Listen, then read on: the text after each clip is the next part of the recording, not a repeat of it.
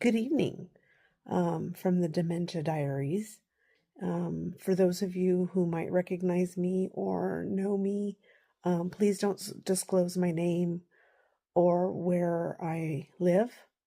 So, my little disclaimer. Tomorrow I get to go visit mom, but I thought today I would give you a little brief history on our family. And I'm an only child. My parents own a business, and I now run the business. Um, Not quite sure where to go with this. Um, I run the family business. As my parents got older, I started going with them to doctor's appointments. So I go to both my mother and my father's doctor's appointments. Um, any other appointments. I'm basically their advocates. They don't hear very well. They don't retain very well. Um, they do, but they don't. My dad does. My mom does not. Um, as for my mom and her health, her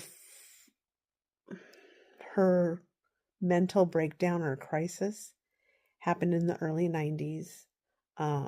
Dad had problems with the business, and she calls it, well, when your dad lost the business. He never lost the business. If he did, why am I running it? What, almost 40 years later. So anyhow, she became an alcoholic, couldn't deal with it, became very selfish. Um, it was weird. It was just very weird, and I found myself keeping her at arm's length.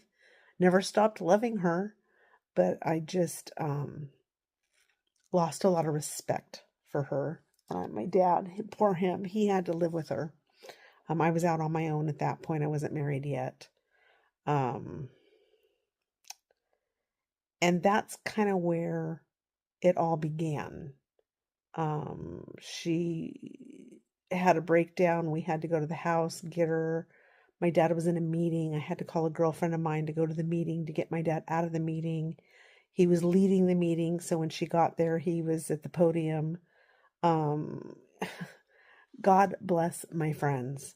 Got her into the ER. A good friend of my mom's was the head night nurse at the hospital. So we were shooting for 60 days to get her into rehab. We could only get her into 30. Um, and that's, like I said, that's where it began. And about that time, after we got her home and started semi rehab with her, um, that's when I met my future husband. So to be continued. And there's a little family history for you. Much love.